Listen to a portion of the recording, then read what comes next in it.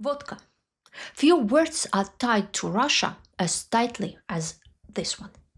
For many in the West, the image appears instantly. A country where vodka flows like water, where every family dinner ends with a toast, and where drunkenness has become almost a national emblem. But behind the cliche of the endless vodka glass lies something far darker. Vodka wasn't just a drink, it was and still is a tool of control and one of the state's most reliable sources of revenue, shaping Russia's destiny across centuries. My name is Elvira Barry. I was born in the Soviet Union, and today I want to show you the cold truth how a clear bottle of spirits paid for Russia's wars, fueled its economy, and numbed the pain of millions.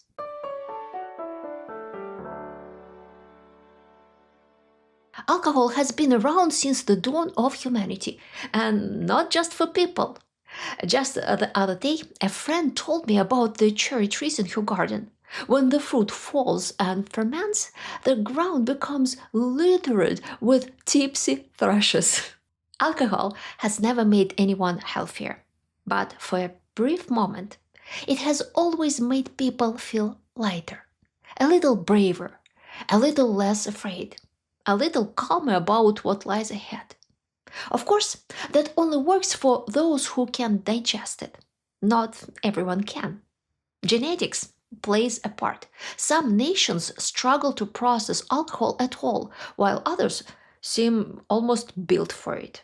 For most of human history, though, alcohol wasn't about just pleasure. People didn't know about bacteria and they didn't boil their water. Besides, who had the time or endless firewood for that? So, cholera, dysentery, and countless other diseases were constant companions. Homemade alcoholic drinks, on the other hand, were safe. And a bonus, they made life a little more bearable when death lurked around every corner. So the world adapted. Where grapes grew, people made wine. Where wheat grew, they brewed beer. In the Eurasian steppes, people fermented mare's milk. In old Rus, they made mead. The real breakthrough came from the Arabs, who first learned to distill alcohol for medicine. Later, in medieval Poland, vodka became a staple of noble feasts.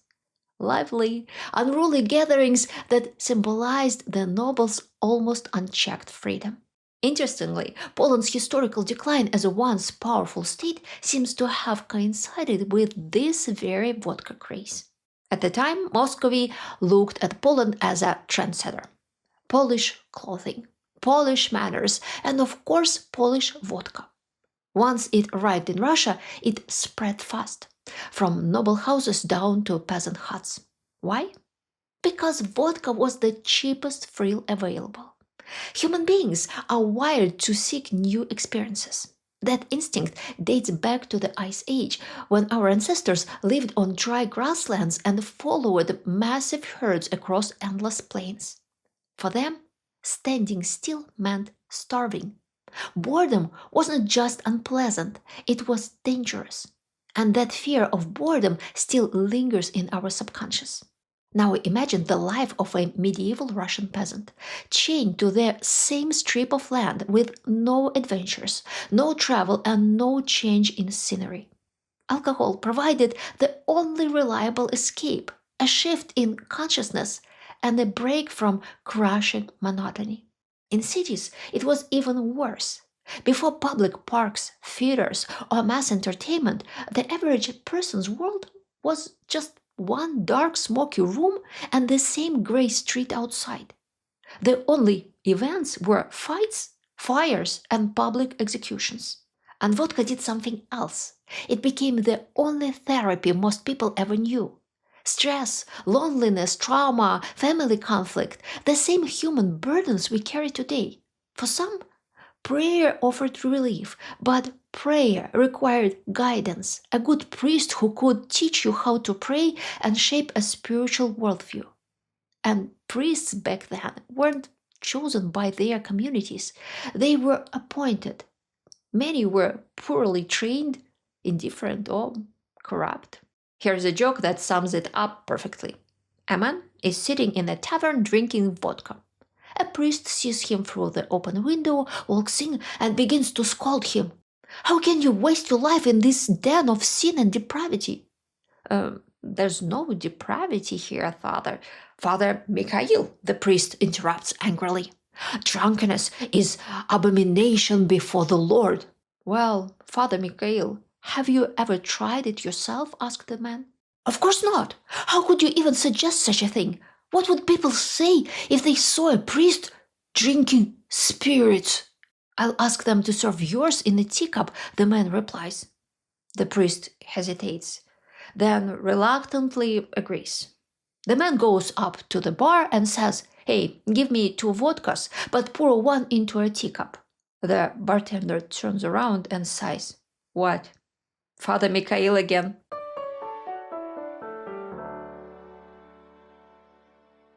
The early Russian rulers almost always struggled with money.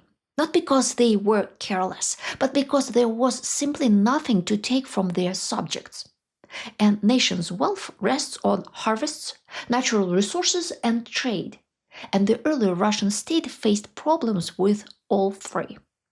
There was just enough to fund the status gains of the Russian elite, but very little to build roads, bridges, stone architecture, or a capable standing army.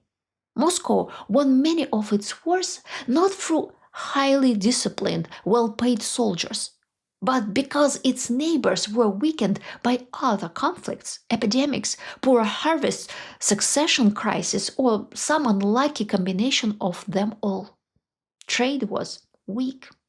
With few roads and no real seaports, commerce was confined to rivers, and rivers were easy to control by anyone with weapons and boats. For centuries, Russian producers could take part in foreign trade only with state backing, a privilege completely out of reach for the common peasant.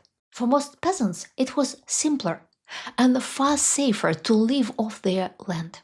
Why chase money when there was nothing to spend it on?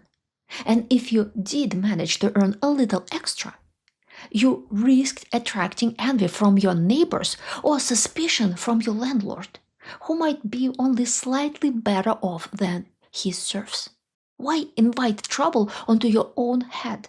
And if a peasant had no money, what could the state seize from him? Grain, a few vegetables, maybe a chicken, but those had to be stored and resold, all costly and inconvenient for the treasury.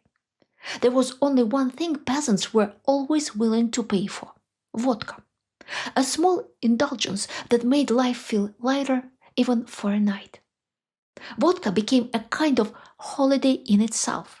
The Orthodox Church, with its endless calendar of fasting days, only reinforced that idea. When you worked, you fasted, sober and restrained. When you rested, you could drink. Alcohol became inseparable from the very notion of rest. And the state noticed. Until the mid-18th century, most peasants drank weak homemade drinks, mead or beer. But under Empress Elizabeth, those beverages were hit with heavy new taxes. They suddenly became too expensive for common people. Meanwhile, state-made vodka was kept cheap. It was no accident. The Russian government had discovered a reliable way to earn money, encouraging its people to drink. Over time, vodka developed its own prestige and traditions. Catherine the Great went even further. She corresponded with European courts and Enlightenment thinkers and sent bottles of Russian vodka as gifts, a statement that Russia's national drink could stand proudly beside French cognac. And for many foreigners, with little else to judge Russia by, vodka became the country's calling card. Catherine also lifted the state monopoly, allowing the nobility to produce and sell vodka. They paid the crown a fixed fee and then set whatever prices they wished. For the first time, real money began flowing into the Russian countryside. Small and middle landowners could now accumulate wealth. They built estates, sent their sons to study, traveled, if only to the nearest monastery, dressed in European fashion, and filled their evenings with more than folk tales about swamp devils. Vodka money jump-started the rural economy. It funded tools, seeds, and trade, and profits followed. And the nobility, grateful, supported the crown that had allowed them to prosper. It's said one reason Tsar Paul I was murdered was that he wanted to take it all back, restoring the state monopoly on vodka and seizing from the nobles what they called their cash cow.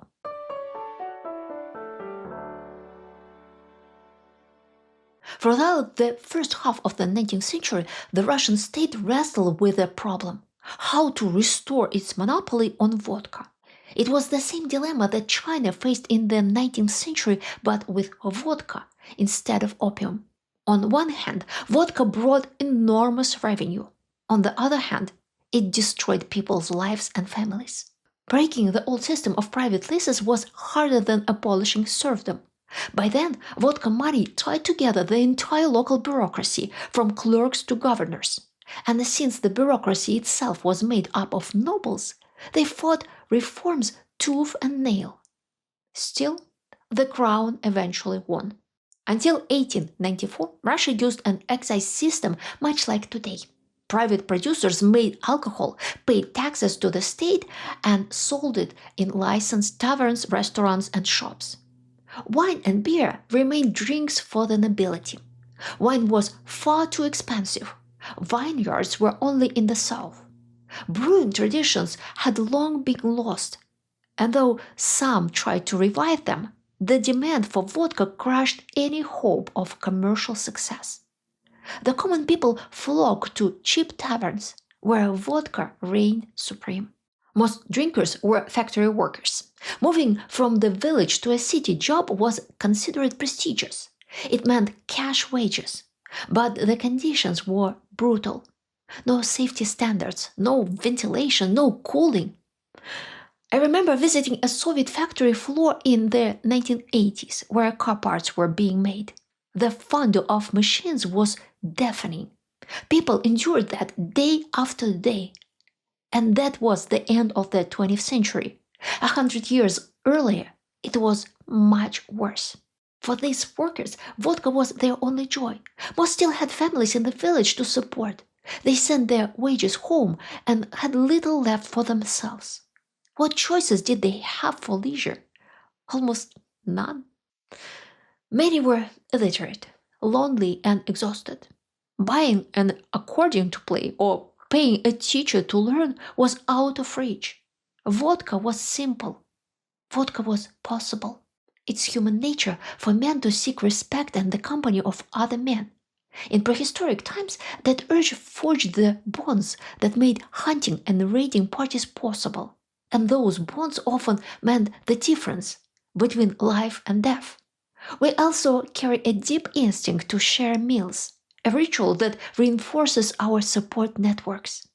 So, when factory workers found themselves without family around, they naturally followed those old instincts. They sought out buddies, shared a meal, and talked about men's business. In that setting, vodka became a kind of ticket into the men's club, and the young workers, fresh from the villages, were eager to join in to prove they could do what the adults did. At the end of the 19th century, the state finally imposed a full monopoly on alcohol. Distilled spirits, mostly made in the villages during the winter from potatoes, were handed over to state enterprises. There, they were watered down and sold as vodka. Prices were deliberately kept low to make moonshining unprofitable. Vodka was sold only in state-run wine shops with fixed prices and standardized menu. Drinking on the premises was banned, the idea being that a man would carry the bottle home where his family would keep him in check. In reality, most drank right outside the shop. Licenses were cheap, and soon the Tsar was accused of deliberately intoxicating the people. By 1913, vodka accounted for 26% of the state budget. Then came 1914. At the outbreak of World War I, recruits stormed liquor stores, smashing windows and drinking heavily before heading to the front. After all, they thought nothing worse awaited them than the trenches. The Tsar responded with a sweeping ban on alcohol, but vodka had been providing more than a quarter of the empire's income. Industries tied to alcohol collapsed, and people didn't stop drinking. They turned to lamp fuel, cologne, and alcohol-based medicines from pharmacies. With exports of oil, timber, and other raw materials cut off by war, the empire bankrupted itself in the name of public health, all while sending millions of men to die. Its other major source of revenue, the state monopoly on rail transport, also collapsed. Trains now carried troops and weapons instead of paying passengers. Salaries for officials went unpaid. Budgets for infrastructure dried up. The machinery of the state began to crumble. The Russian Revolution of 1917 became possible only because the treasury was empty, and those expected to maintain order were either at the front or unwilling to work for free, while prices for everything skyrocketed.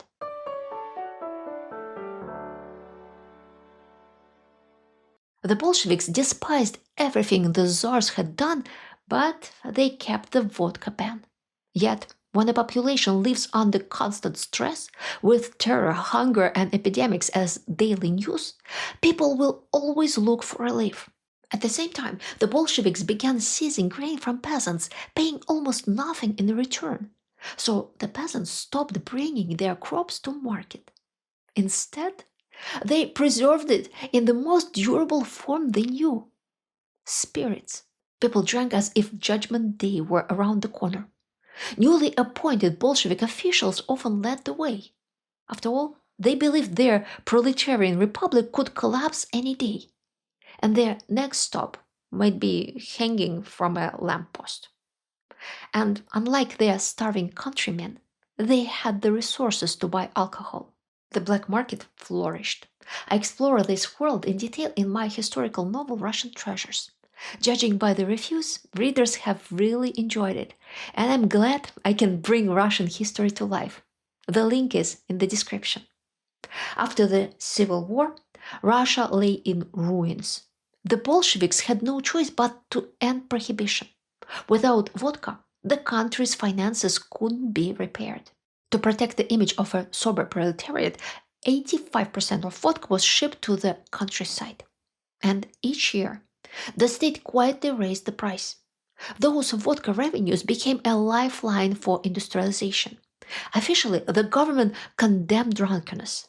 In reality, many drank, even top officials. How else could you cope with the constant fear of arrest? In 1939, as the USSR launched new wars attacking Finland, then the Baltic states and Poland, vodka became part of the soldiers' ration. It was given for courage, and because people believed it warmed the body in the winter cold. During World War II, vodka was sent to the front in railway tank cars. But the effect was grim. Veterans later recalled that experienced soldiers avoided drinking, while frightened young men drank and often died soon after. By the time Stalin died, vodka that cost 4 rubles to produce sold for 40. The country drank heavily, numbing post-traumatic scars of the war with every bottle. Alcohol became part of daily life, woven into jokes, films, and novels.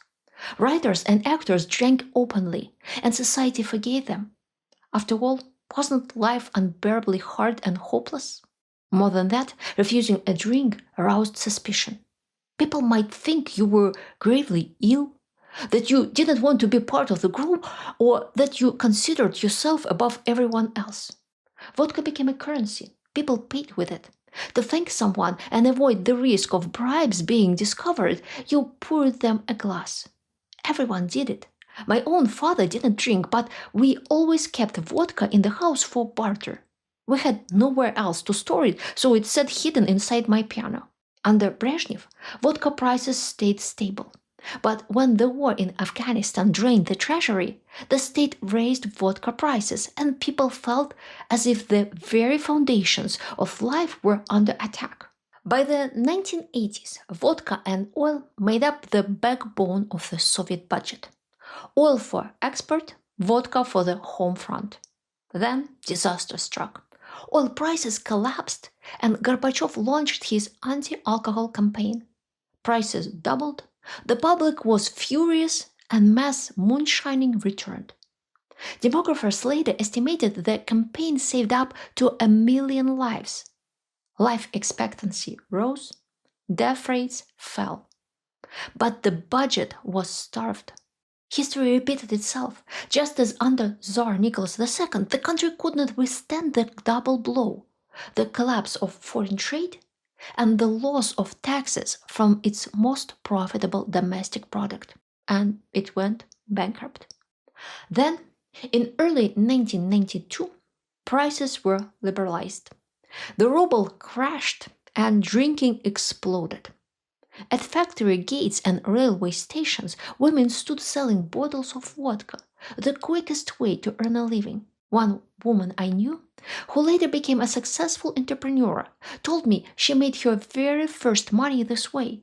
She was just 16. The Russian economy recovered as oil prices rose, and in the early years of Putin's rule, people enjoyed a level of prosperity and freedom they had never known in Russian history. Vodka's grip began to weaken because, for once, life no longer felt like endless suffering. There was hope. Men could support their families and feel like they mattered. Video games, an abundance of movies and sports activities offered new leisure that didn't require drinking. And with more people buying cars, alcohol consumption dropped further. Wine and beer finally began replacing vodka as the drinks of choice at parties. Of course, the picture in big cities was far brighter than in declining rural areas and small towns. There, the drinking culture hardly changed. Work remained punishing, environments unhealthy, and wages meager. Many felt shut out of the beautiful lives they saw on television and later on Instagram. When I was a child, it was common to see a drunk man sprawled on the steps of our apartment building, snoring. By the late 2010s, those sights had nearly vanished from big cities. It finally felt as though Russia had broken free of its endless cycle of grief and misery and had begun to truly live. But then, in February 2022, Russia attacked Ukraine, and the vodka consumption began climbing again. The reasons are painfully familiar: fear, anxiety, and deep uncertainty about the future. And sadly, it only rises further. Because this war doesn't just claim the lives of those at the front, it consumes many others along the way.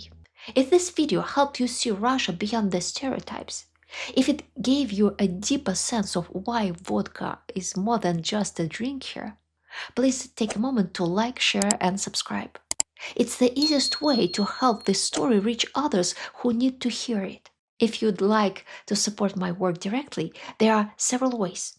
You can click join, give a super thanks, buy me a coffee using the link below, or use the donate via PayPal button, also linked in the description. Every bit of support truly matters. And at the end of this video, you'll see the closing credits. That list is my think tank, one of the amazing groups whose support makes it possible for me to keep creating these stories.